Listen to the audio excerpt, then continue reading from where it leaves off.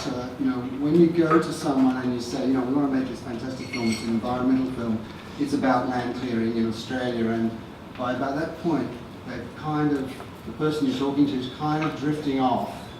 And what we had to find was some way to sort of make a film and get the resources to do that. So if you say it's about land clearing, global warming, and cold-blooded murder, then people tend to sort of come back and they go, well, what was that? It was why we really went into the whole thing of making this film. We've been looking for a film about land clearing because of all of these issues that have been coming up, and it was very clear that something was going very wrong, but we couldn't get anyone really interested in showing the story or getting them interested in it at all in the media until we had this idea. And even then, we've had amazing difficulty to get the film made, and it's taken a number of years, in fact, to make this film. Not only because of the difficulty of getting finance, but because the case was sub judice. So the actual murder of Glenn Turner took place in 2014, and it took 2 years for that to get to the courts. And in that 2 years, we shot most of the film, but we couldn't tell anyone that we were doing it. So we basically did it under the radar, and it was only at the very last moment, really at the end of the court case, when there was a decision made, that we could really go public and tell people that we were making the film. By that time, we sort of made about 3/4 of the film. It's nearly finished. It's not actually completed. We're going to be launching it on the 20th of April. So that's going to, you'll hear about that as it's coming up. But it was we started making the film. I don't know if you know the background to the story, but you probably have read something in the paper about it. Glenn Turner worked as a compliance officer for the Office of Environment and Heritage in New South Wales. His job was to go out and investigate cases of mainly land clearing taking place and in New South Wales. And he'd been doing that for a number of years. He'd been doing that sort of job for about 10 years. He was a very experienced officer.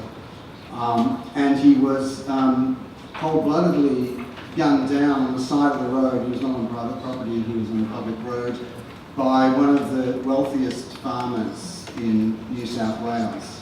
He was a patriarch. He was a 79-year-old man who he and his sons and his grandsons were building an empire, basically, up in the Plains area.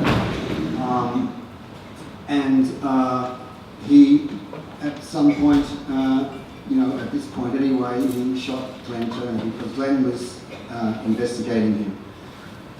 There's a lot of history behind all that. It's very detailed, and that's why the film's 80 minutes long, because we actually go into detail in the film about what happened. But I'll just show you this little trailer first, and later on I'll also show you a piece of the film. And see how it goes. You have to hold it really right under the microphone.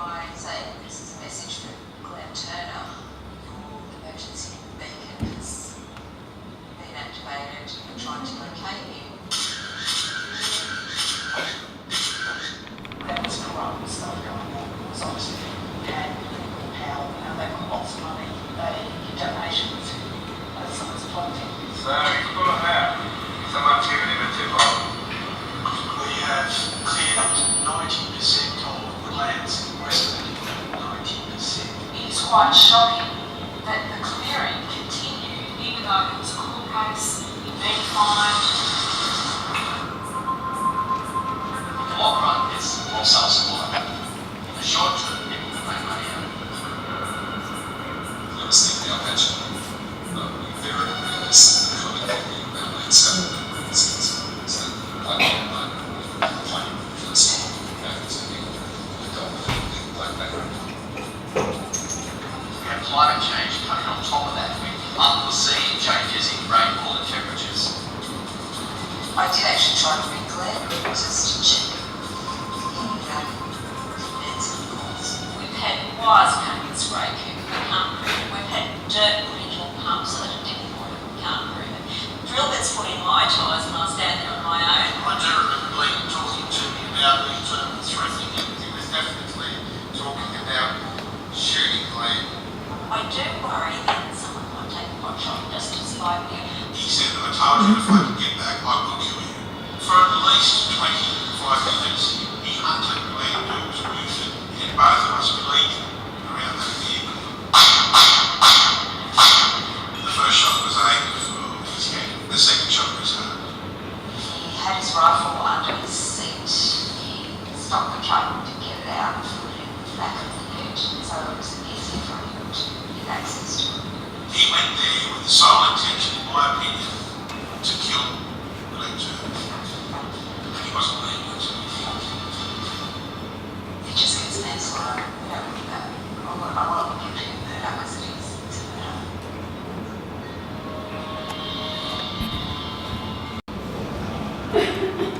So, as a filmmaker, my approach is to get to a story, to get to the facts,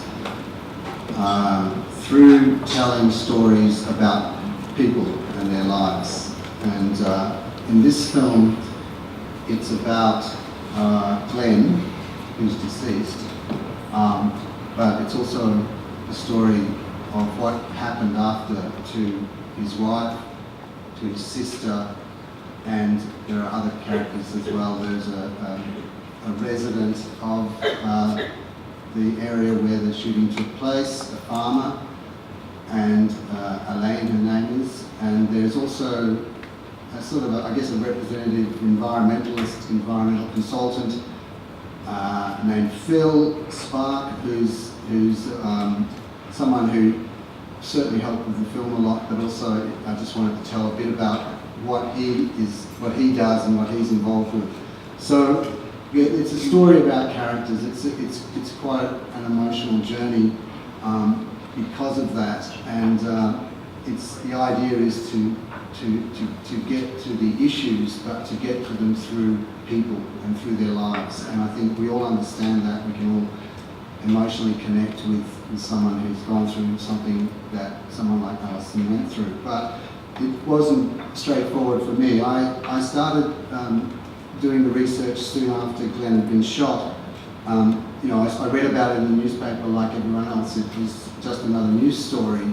And you know, one of the things that we try to do with our films is to sort of escape a bit from the news cycle, the sort of 24-hour news cycle or whatever, the weekly news cycle, because a film is a very extended thing, and also the release of it is extended. So hopefully we can, we're now only at this time, 2.5 years later, we're sort of still about to release. So we're keeping the story alive. But I went up to that area. First of all, Phil gave me a few leads, and he said, you know, go and talk to these people. If you want to go up there, go and talk to these people. And I went up to around Moree, and I met Elaine, and you know, she told me everything basically. She said so much stuff, and there's so many things actually that aren't in this film because I just can't put them in for various reasons. But you know, I'd probably be sued. You know, so you know, I'd be wiped out. But lots of stories, lots of stuff, and very much politics. It's very much involved with politics. It's very much a political game, what's happened up there, and what's happening, I think, right across Australia. And I think that political side of it, we all have to get a grip on, understand, and know who it is. And basically, it's the Nationals, but it's, you know, it really is, you know, a big issue. But Elaine was up there, and she's on the front line of this because she lived next door to Ian Turnbull. Ian Turnbull was the murderer. He's a farmer. He's 79 years old when this happened. He has a son and grandson. They all have properties in the area. They're part of the feeding chain, I guess. They're kind of, the way it works there is that there are big multinational companies, both Australian and international ones. There are then another layer of kind of very rich farmers. Then under that there's another layer of kind of small farmers and generally just the community after that. And they're all kind of feeding on each other. And Elaine falls into the category of a small farmer. They've got a small bit of land. They're cropping, and they're cropping in exactly the same way that everyone else is up there. It's not particularly a sound way of running agriculture, but that's how they've been doing it. That's how everyone does it up there. They do it. They put a lot of fertiliser. They put a lot of chemicals into the ground. But this is the land that when it's first cleared and you put a crop in, you can put crops in for up to, they say, I've heard anything from sort of 10 to 15 years before you even need to enrich that soil at all. It's so rich, it's clay soil. They weren't even able to really crop it in a big way until fairly recently because the machinery wasn't there, big enough type of machinery to cope with it. But that's the reason that so much clearing is taking place up there. It used to be grazing land. It was, and then the value of the soil, the value of the crops increased so much that the land started to increase. So you chop all the trees down, you can increase the value of the land 4 times in just by taking the trees out. And it's not hard to take the trees out. So that whole area is in a way it's booming at the moment, but it's a very short-term bubble because ecologically it's kind of going to collapse. That's what most environmentalists are saying about it.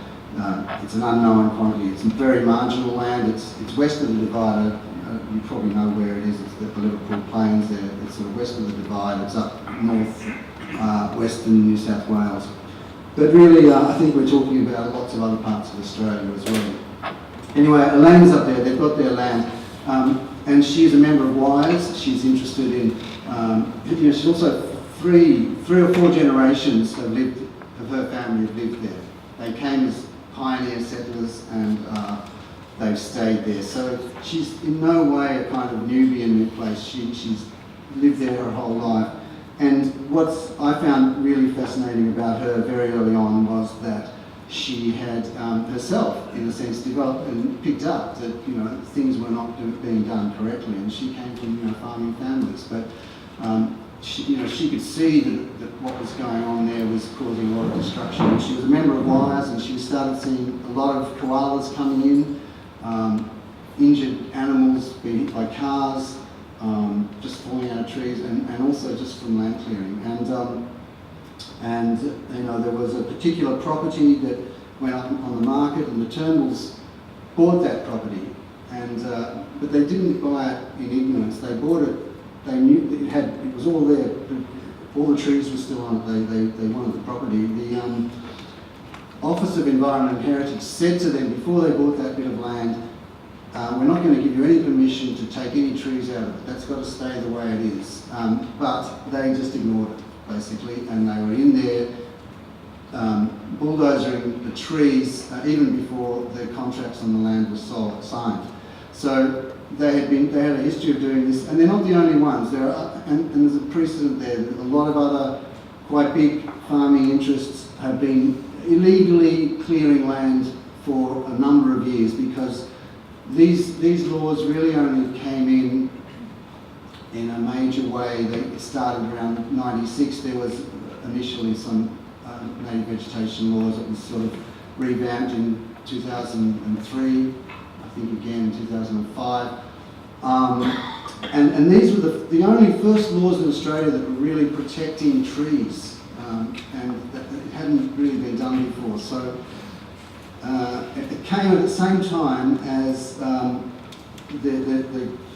grazing land was becoming, obviously, the farmers were trying to convert it into cropping land. So, it was bound to be some conflict there.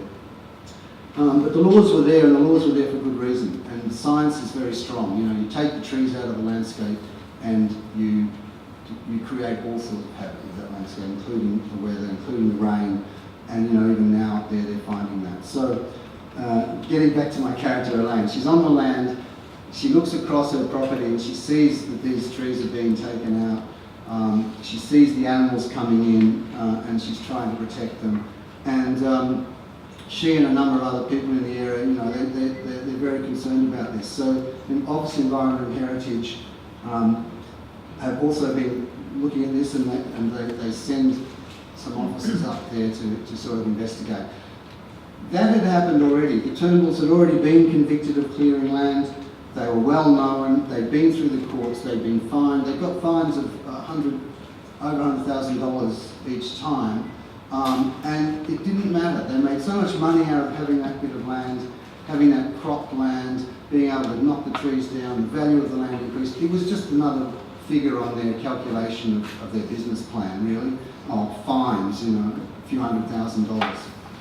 Get away with it, go for it. And that was their modus operandi.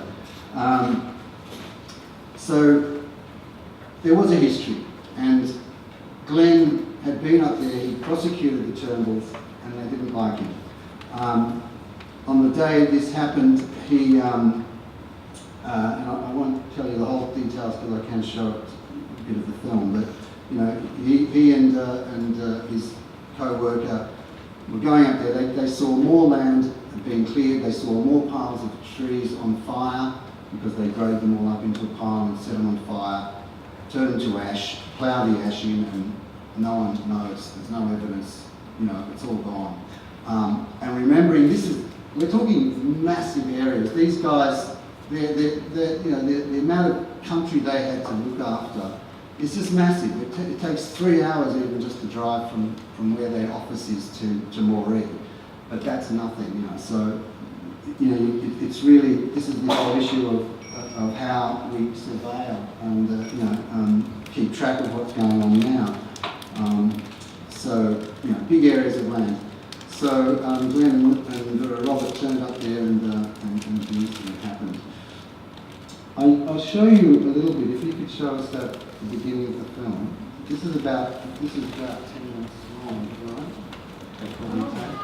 How much time? You just tell me.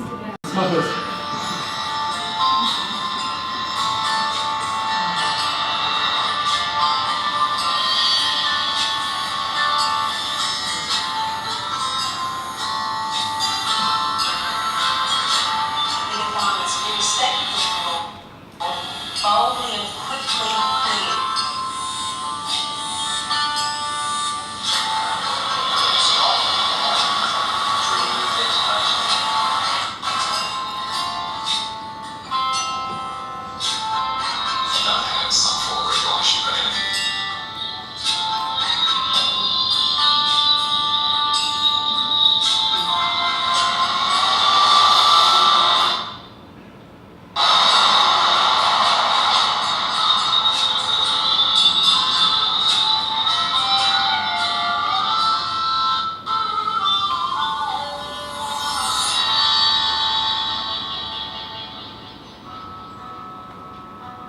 Glenn was a registered surveyor for many, many years. He was doing a lot of travelling with the surveying and wasn't spending much time at home.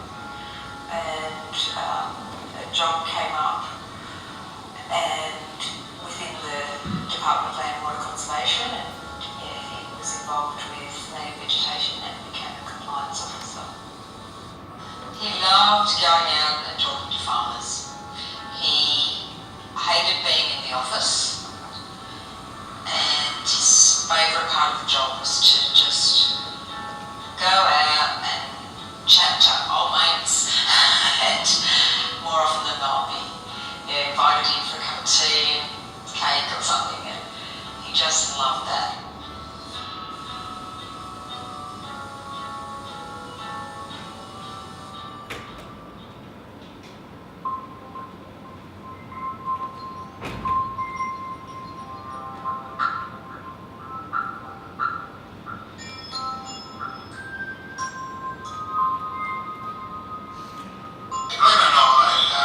Decided probably a couple of days before that there was a certain amount of jobs that needed doing up around the Robert Creek area. Our job was to investigate predominantly broad-scale land clearing.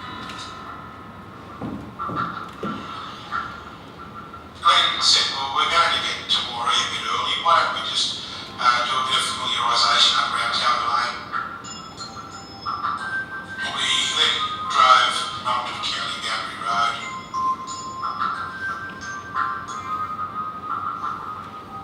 About 10 or 15 kilometres along that road, we both saw stacks of timber in a field that were alight and that we both knew was the result of land clearing. And having done some photography of the area and taken some GPS waypoints, Glenn telephoned our manager and let him know what we had seen in the area. And then we turned left into Talbot Lane. And Glenn has told me that was a property that was owned by the Germans. They were currently in court or with court proceedings in relation to alleged illegal land clearing. And I knew that Glenn was the investigating officer in relation to that.